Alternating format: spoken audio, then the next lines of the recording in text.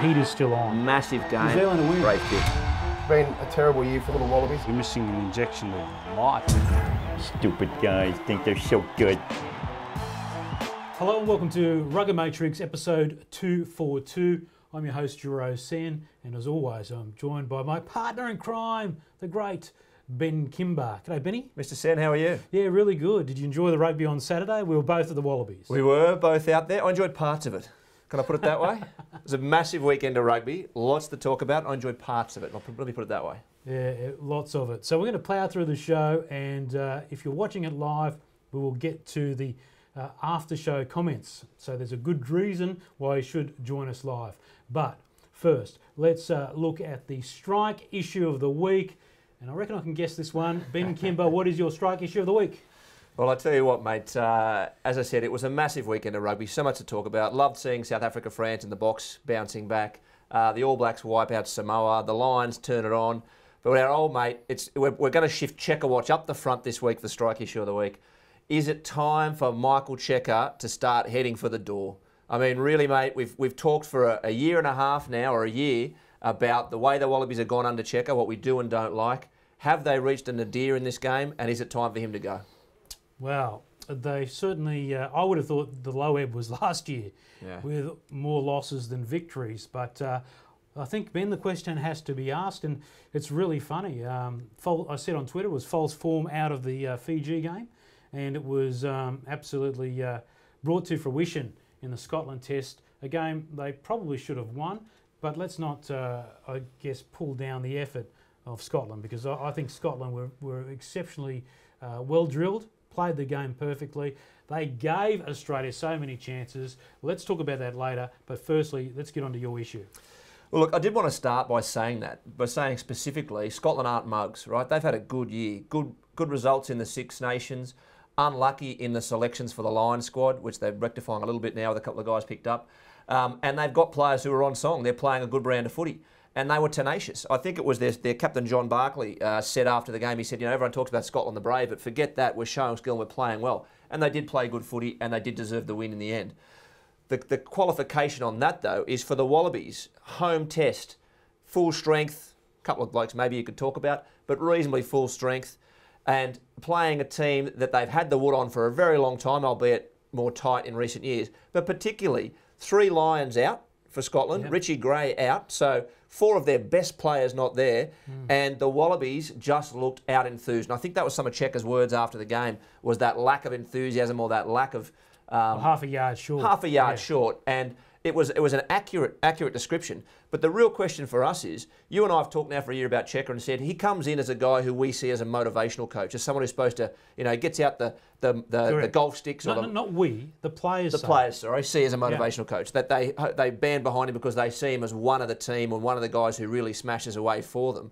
But we've felt he's been adrift at the selection table, that he struggles at the selection table, and that he's tactically bereft a little bit. He seems to get beaten tactically by most other coaches. But this time, he's even called out himself, it was attitude. So if he's not bringing attitude to this team, what else is he bringing? That's a good point. If that is his go-to, if that is his top qualification, then where is it?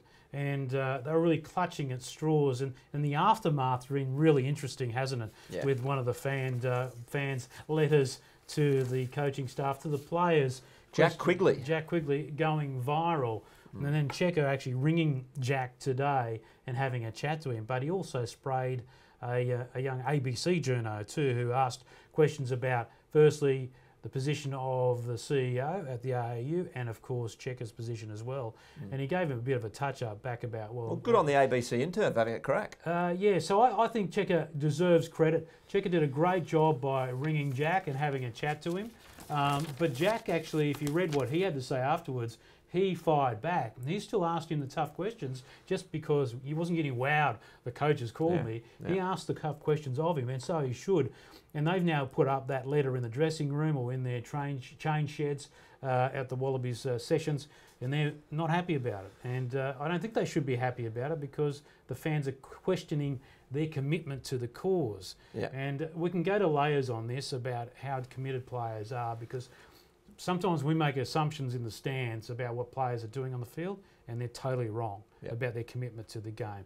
But can I say quickly, Checker, kudos to calling the fan, Yeah. but a bad mark for slapping around verbally the ABC reporter, because he then turned the question back onto the person who actually handled himself pretty well. Said, you know, are you loyal to your boss? And he said, yeah, I am. Yeah. What's that got to do with it? We're not talking about loyalty here. We're talking about performance based on an industry that can sack you at any moment.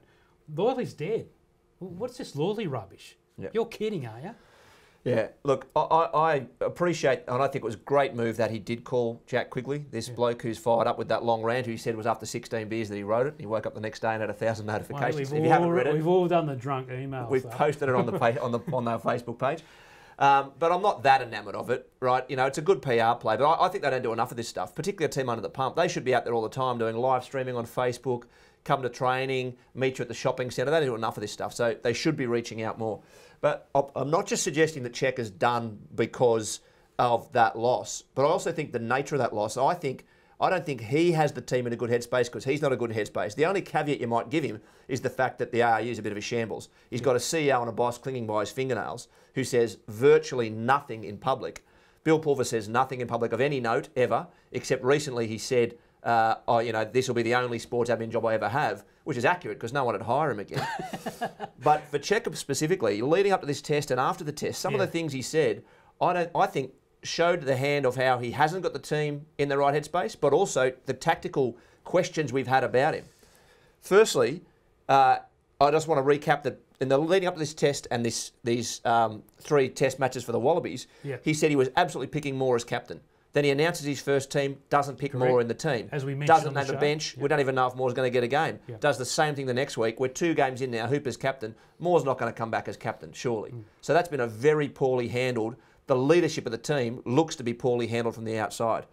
On top of that, tactically, he's talking about, you posted this on Facebook, we've talked about, and Brett Papworth talked about, the cross kick to Folau. Why is it not used as a weapon for the Wallabies? Why hasn't it been used for the last 2 years?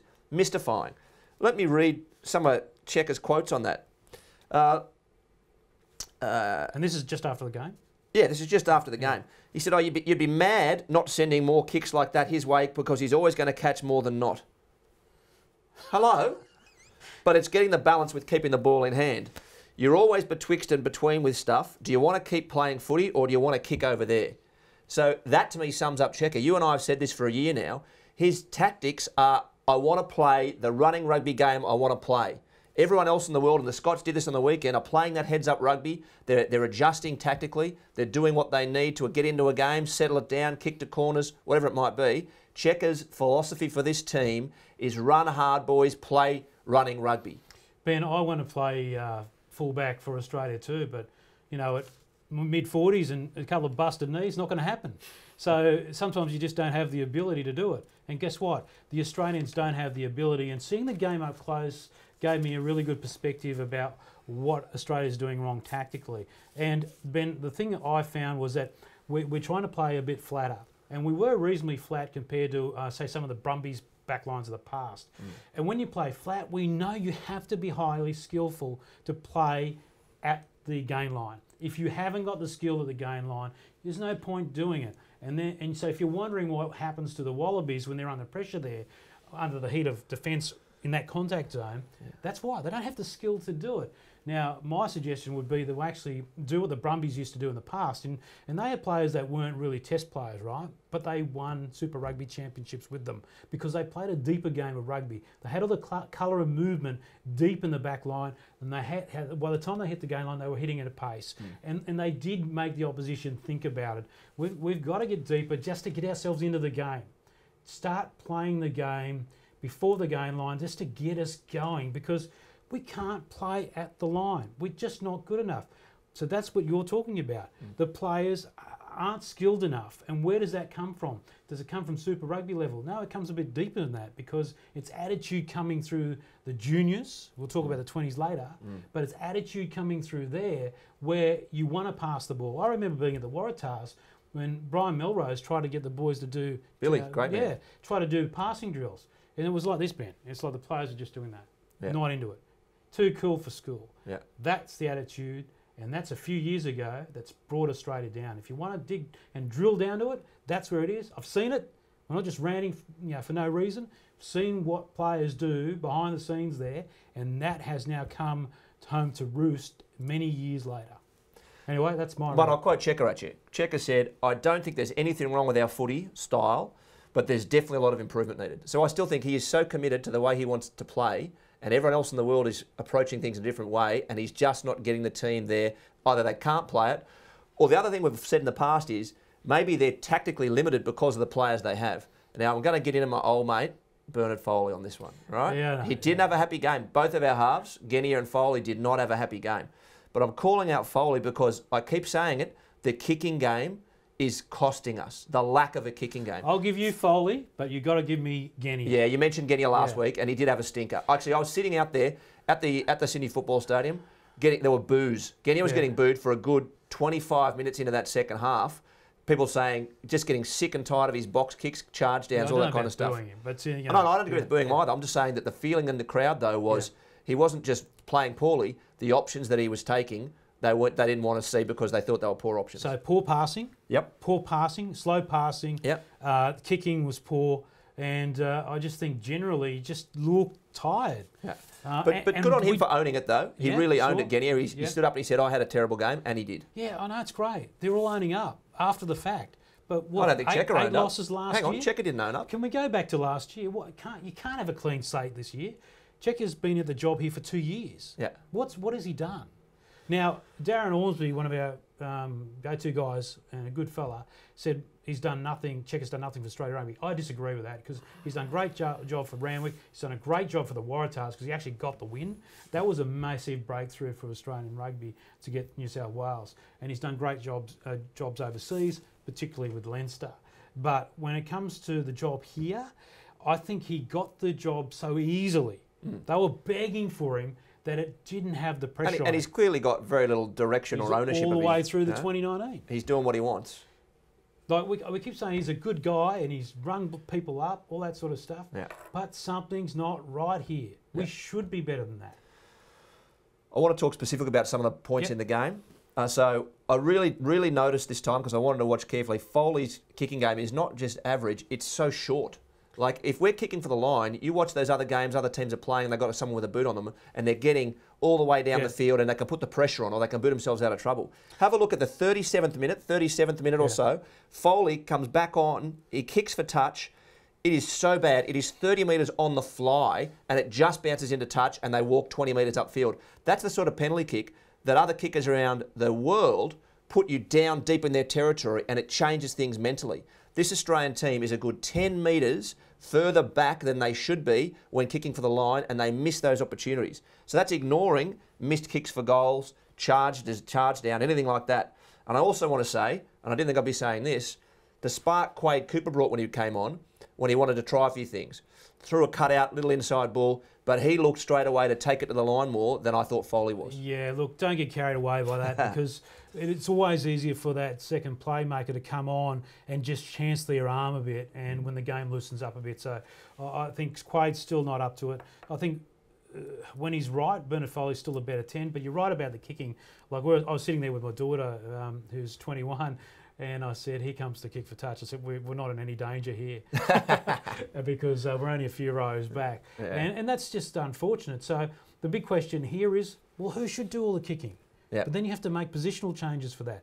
So it all comes down to selection, doesn't it?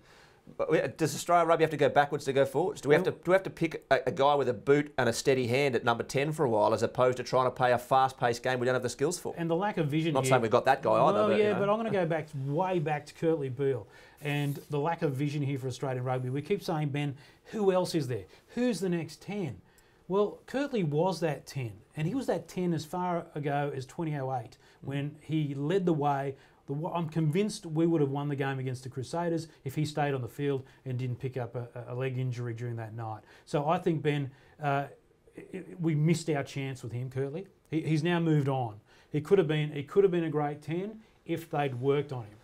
Yeah, true. But we don't have that right now. So what do? Do you put Michael Hooper in there? I think you need better tactical coaching. Guys who've got a better look at the playing talent and a better way to wake them up and move them around. Because the skills aren't there and the structure aren't there. There's enough skill here if you coach this team correctly to their skill base. Yeah. to win test matches. Firstly, stop losing test matches. So defences... That's easily said. And we'll get to South Africa in a moment, but the turnaround in South Africa, I'm going to say it's a miracle yet, but they have turned a corner. Yeah, they have. And one of the main reasons I say that is their attitude in defence. They pulled off 160 tackles against France's 50-odd in that game. That tells me attitude is back in that team. Well, they've also got a super team going all right that they can build off, right? Australian rugby has been struggling. Yeah. Well, I said they've got the talent there. Final note I wrote on this during the game was Australia can't and don't know how to settle. No kicking game at the right time. They're always trying to play fast pace. Cheika's plan doesn't work for 80 minutes. And we've said that for a long time now. Yeah, so can I just go back to the stuff with Israel Folau on the wing? When Cheika said, do we want to play like that? No, but it actually is quite spectacular, but you can do it just to get teams guessing. Just do it. Mate, did anyone... You've got to break the cycle. We're going to break the cycle. But did anyone notice that even that was robotic? In that Foley got the ball, he kicked across field, it went over Dane Haylett-Petty's head. Haylett-Petty had 25 metres of pristine, free, open turf in front of him. Yeah, they could have just scored. If he'd thrown a big pass to Dane Haylett-Petty, he could have strolled in. Yeah. But instead, this risky kick, which spectacularly came off. Yeah. But again, it was, now's the time for this kick, not, oh my God, look, there's 20 metres gap in the defensive line here. And the slump in the ratings will be, what, down to 6 or something like that? Or they were swapping with Scotland? Oh, when you're saying TV ratings, that was the other worry. Oh, yeah. Outrated by the netball, outrated by the AFL. Wow. 274,000 national viewers on Channel 10. How many on Fox Sports? Don't know, but just in terms of the basic ratings, really poor. For free-to-air. And we will drop in the world rankings to 5 or 6 by the looks. And 30,000 people there. Can I say, just after being at the cricket at Birmingham, where I had no problems getting a beer, the lines at the ground are horrendous. It's just the worst ground for me to go to in terms of services. They need to lift their game there too. So just bring all that. I know it's a bit frustrating here tonight. We've got to get a lot off our chest because that's not good enough what we saw at the weekend. Yeah. And that's why the email went viral and we included it on our page. I've just made a couple of suggestions there. We could do a better job if we just think about these games a bit more with our brains. We used to do it. We used to be the best at it. All right, let's talk about the best. All right. All Blacks and Samoa. Oh, okay. We've got. I mean, when you talk about. Can I say that game? Well, it took 20 minutes to crack Samoa. Yeah. So and Samoa did a great job to get that team together. Yep. For this match. But Ben, what did you think? I thought that was just. We're going to talk about him. Ben Smith, my favourite All Black, was just unbelievable. Ben Smith was unbelievable, except the post-match interview. The most boring captain's interview I've ever seen. He said absolutely nothing. Yeah. But on the field, that's what he's talking on the field. On the field, is shaping to be the most important player they have, and I put him in front of Beauden Barrett, not because Beauden Barrett isn't a world-class champion, but because I think the step down from losing Barrett to an Aaron Cruden is not the same step as if you lose Ben Smith and you put in a McKenzie or a Dag. That is a massive loss. Ben Smith, I think, shapes to me as the most important player for them through this Lions series. Now, Samoa... I've got no problem with that. Samoa came out and looked fantastic. These massive units, and about 25 minutes in, they were knackered. Honestly, about 29 minutes I wrote down, these guys are tired. Yeah. And when you cannot be tired against a team like the All Blacks, which plays for 80 and just hammers away. And they looked fantastic. Just the support play, the hands, the vision. Ben Smith, again, just the way he gets off the deck and every single time he's looking for every centimetre. That's what Cheika said he couldn't see in the Wallabies. That's what Ben Smith did. And don't ever let me hear again being rusty out of the gate. Because they've been playing Super Rugby, but the old excuse is, we haven't played together as a team for a while. Yeah. They were just on song. Mate, loved Artie Sevilla. SBW, Sonny Bill, I had actually already written down he was pushing up a bit fast in defence before Nanai Williams skinned him. It's going to be interesting to see Crotty versus Sonny Bill, though I think Hansen appears to have his favourites, because I think the guys who were in that team who probably should be under pressure over time, or if not now, is Aaron Smith went well, but I thought TJ's been the better halfback this year and TJ Perenara should have started. I think Julian Sevilla is going to come under pressure from the likes of Naholo and potentially Nino Millie and the Scudder as he comes back. Yeah. So it'll be interesting to see how conservative Hansen is, how loyal, versus the chance to put some guys in there. And a great example will be Kieran Reid coming back. So picking Kieran Reid this week, if he's ready, when Artie Sevilla is in amazing form would be a big call for mine. Yeah, that's huge. That's huge. We want to keep going through this, Benny. So that was a great. Is there anything else you want to say on the All Blacks there? No, other than the fact that, you know, that's what you wanted to see when the Wallabies played Fiji. They just came out and they're so connected as a team that they just motored through. Yeah, well, it's certainly not false form for the All Blacks. They're looking hot, and Steve Hansen is doing a good job. He's having a little niggle backwards and forwards. I'm loving watching the press conference between Steve and, of course, Warren Gatland. They've been pretty cool. One question to the guys out there is, did anyone think Sam Cane looked a little rusty in defence? There was a couple of times I thought, was he a bit out of position or was it just unlucky? Yeah. Let me know what you think on Sam Cane's game. All right, so massive victory. You've got to say they're going all right when you put up 70 points, eh? Yeah. So the Lions, tough win. It was against the New Zealand, the Maori All Blacks, and I thought they were going to start like absolute champions with the haka. It was a fantastic haka, as only the Maori can do, obviously, when it comes to pre-match. But, you know, I thought that was a pretty determined effort by the Lions, and they really suffocated. The point has been said often. They suffocated the Maori All Blacks, didn't they? They did. And I want to say that I really enjoyed seeing this result. And before the NZ guys get upset, what I've always said is I want a tight series. I want to see the Lions bring it. And from the outside, I want to see 1-1 and in the 80th minute, a winner decided in the third test. That's what I want to see. I want to see rugby the winner on the day, to use a cliche. So here, it was great to see the Lions get it together. It was great to see them actually play the game they wanted to play, and they dominated. They really did. The tight game, but also they're playing sharp rugby. They were in that game. They were spinning it, moving it. It wasn't just the traditional set-piece dominance, though the line-out was good, the scrum was excellent. But the running lines, the support, and the energy, I thought were all excellent. Big news there with Sexton really finding his game. He looked pretty sharp, though Farrell is now going to be fit by all accounts, so he should be right for the first test. And really that pressure, the Maori cracked, and the Lions just kept pushing. You have to wonder, though, if a slippery surface is what they want and need, so not quite the dry track where they might get a lot looser game in terms of moving the ball around, but they certainly played the conditions and they played them well. Definitely wet conditions will suit them. There's no doubt about it. I mean, that's clear, and I think they'd be pretty happy to admit that. They'd love to play on a dry track and show their wares, but it will favour the All Blacks, no doubt about that, given what they did the other day. I thought it was impressive. They really grounded that first half, didn't they, Ben? But they got confidence as the game went on and really showed their strength, and they really had the Maori on the back foot, and that was an important win for the tour. Like I said, in the end, once we get to the test matches, these games will be a little checkbox in the history of the Lions, but they won't matter when we see the test results down the track.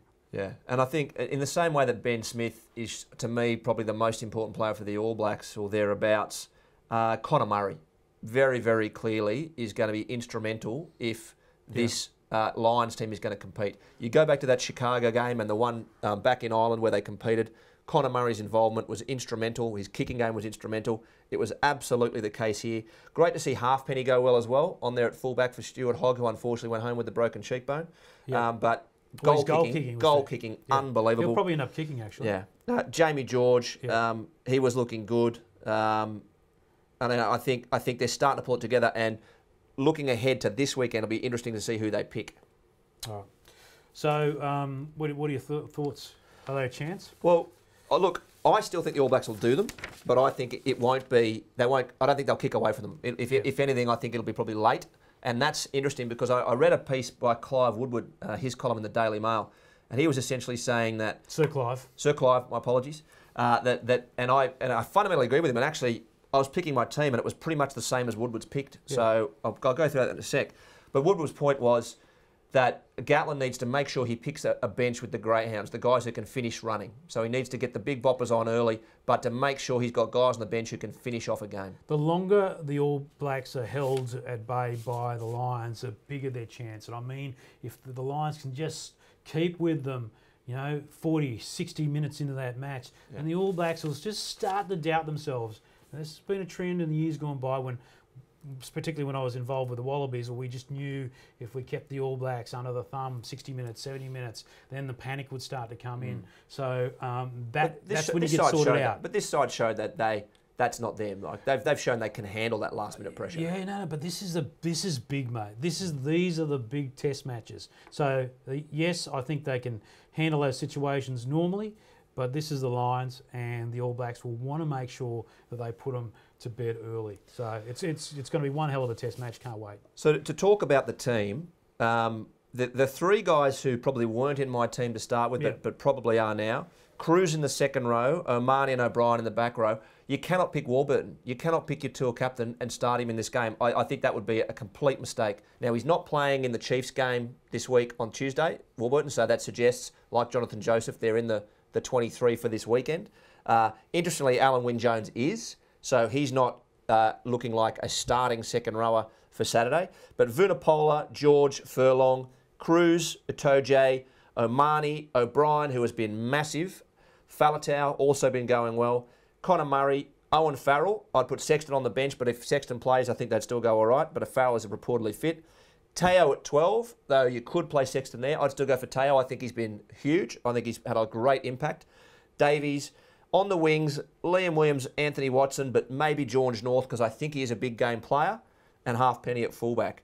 And I think that's a good, strong side, and I like the things that Cruz, Itoje, O'Mahony, O'Brien, and Faletau, that back five of the scrum, the energy, passion, drive, and control that they can bring to the Lions is what's going to put them in the mix. All right, okay. We're going to move on, Ben. So the Lions and the All Blacks, it's almost upon us. It is. Can't wait. All right, so let's move on from that and get through to South Africa versus France. So this is the battle of the hashtags, like it's they're all going for World Cups. But it was good to see that in Durban, the South African side go back-to-back. And I say it's good to see because this side has, as we said, bagged from pillar to post for good reason. For their capitulation against the All Blacks last year, the same ground was just horrendous. But I think they have turned the corner, and it's because they've picked players in form. We've got that heavy Lions influence, of course, Ben. And the attitude is spot on. Their defence has been fantastic. And the French guys are hard to contain. Their bodies and in motion are really hard to tackle. But it was a really good effort. And there were stages in that game that they tackled their asses off. And that's what I think has set a good attitude. It's going to set the South Africans up. I hope they don't make too many changes for the third test because I want to see this team continue to build. And as they head into the Rugby Championship later in the year, they will put down a severe challenge to the All Blacks. And I think it'll be a battle between Australia and Argentina for last place. Yeah, and you had to be impressed by South Africa. I mean, France, no mugs. That France can play, and South Africa in both games comfortably took them apart. But I think the thing that really stood out, and again we're going to reflect poorly back to the Wallabies, is the cohesion in that team. They had 4 or 5 debutants in the first test against France, so 4 or 5 of them playing their second test, and the cohesion in those guys who came from different teams together.